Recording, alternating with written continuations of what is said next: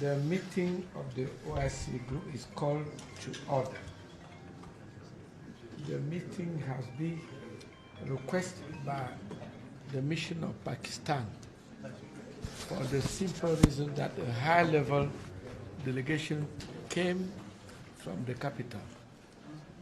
And following what we have been discussed some time ago, the delegation wants to give us more briefing on the situation as is now in the southeast.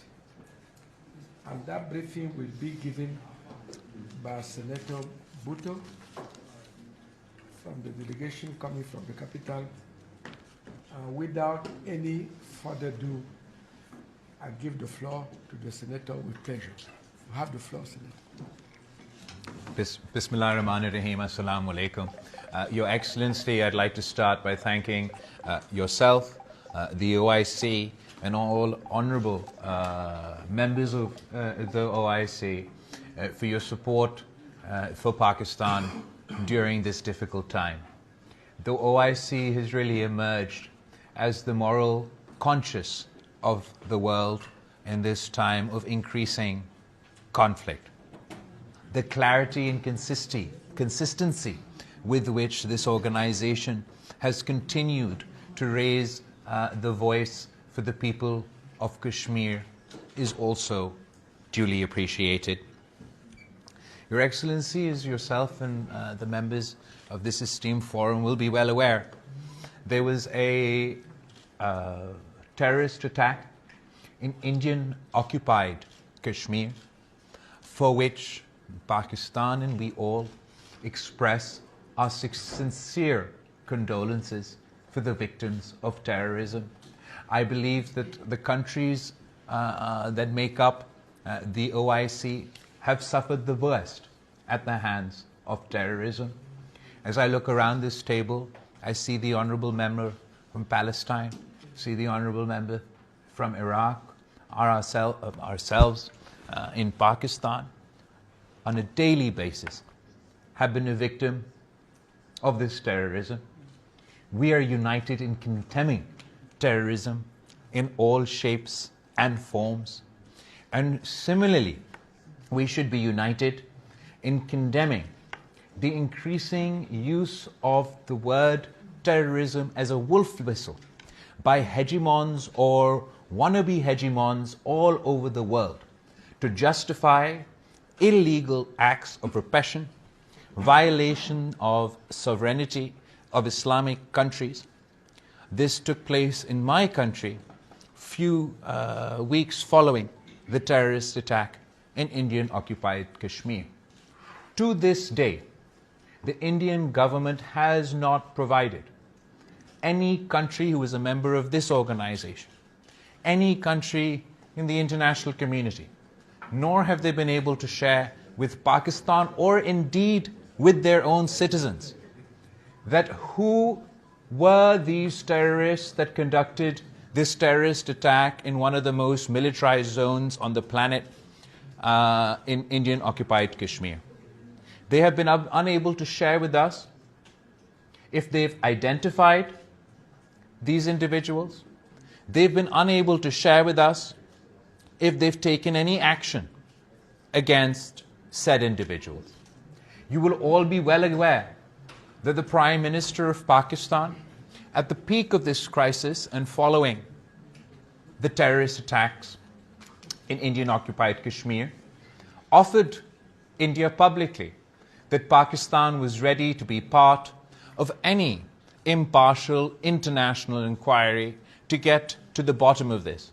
This offer was made in good faith and with good cause, because we were so confident that our hands are clean, that not a single Pakistani was involved in this terrorist attack, that we offered ourselves up for accountability before the international community.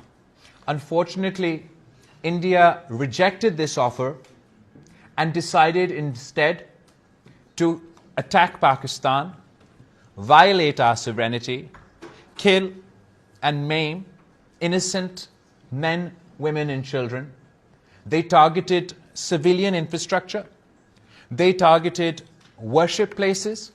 They targeted energy infrastructure and water infrastructure in their initial assault that they claimed was a targeted strike against terrorist, so-called terrorist infrastructure within Pakistan. Again, up until this day, the Indian government is unable to tell you the name of a single terrorist that they killed in this attack. For too long, the Muslim world has tolerated this sort of behavior, and I am immensely grateful to yourself, Your Excellency, and to this body for their strong and unequivocal stance on this issue at our time of need. We also appreciate the role of many countries within the OIC, particularly the Kingdom of Saudi Arabia and other countries within the international community, including and not limited to the United States, for the role everybody has played in encouraging and facilitating a ceasefire between India and Pakistan.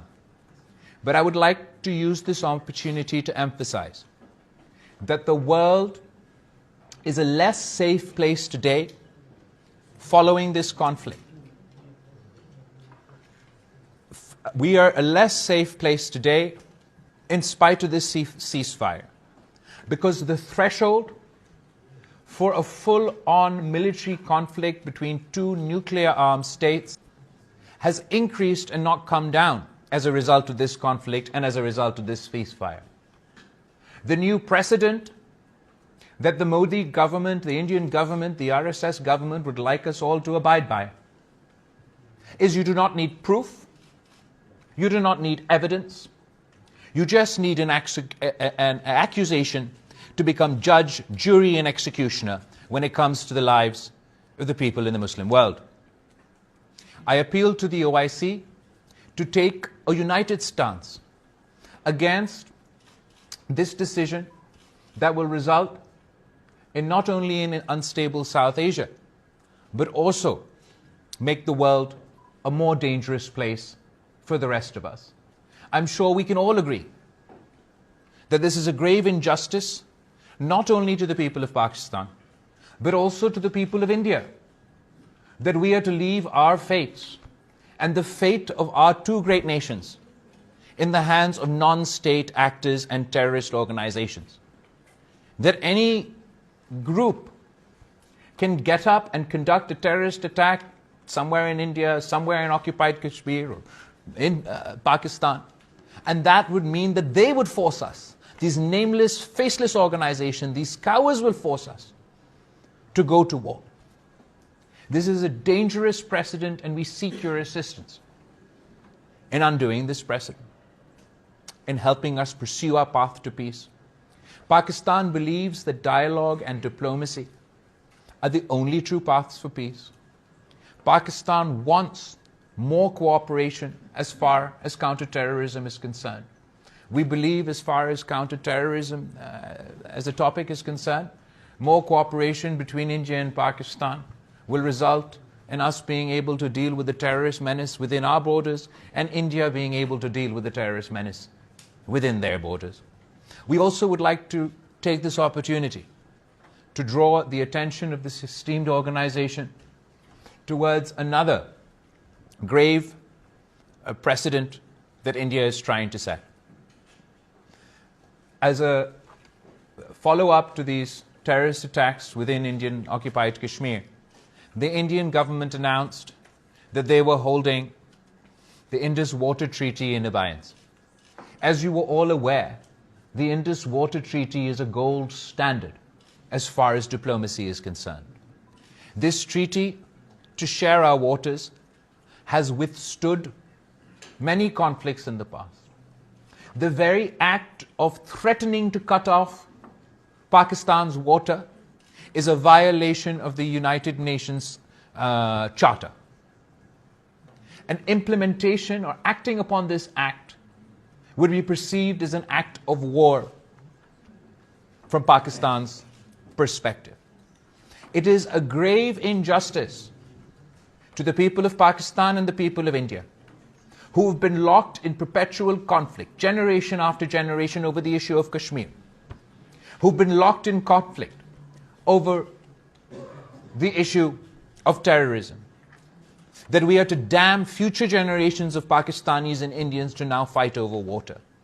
I appeal to this honorable and esteemed organization to take an unequivocal stance that India must abide by its international obligations under the Indus Water Treaty.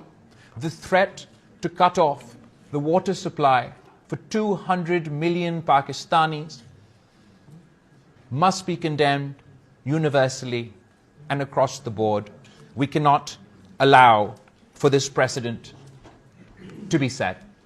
And finally, ladies and gentlemen, if we want peace in South Asia, permanent peace in South Asia, then we cannot ignore the issue of Kashmir.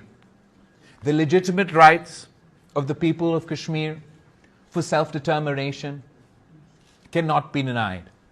If the Indian government is going to continue to frustrate the aspirations of the Kashmiri people, if we're going to continue to allow this wound to fester, then it will continue to cause instability in our region and across the world. I would like to conclude by saying that my delegation's mandate is one of peace. We have come here in pursuit of peace.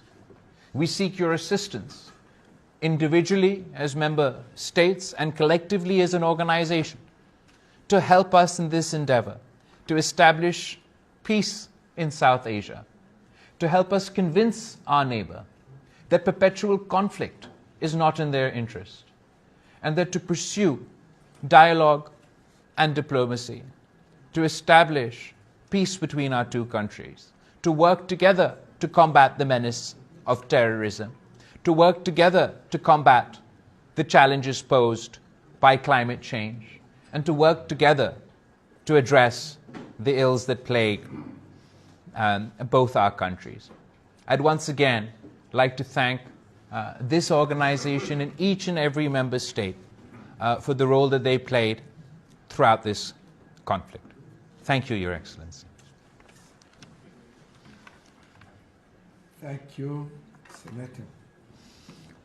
It's very clear, concise, precise, up to the point presentation. I'll now open the floor for the member of the OIC group in order to listen to their own opinion. Let me first of all give the floor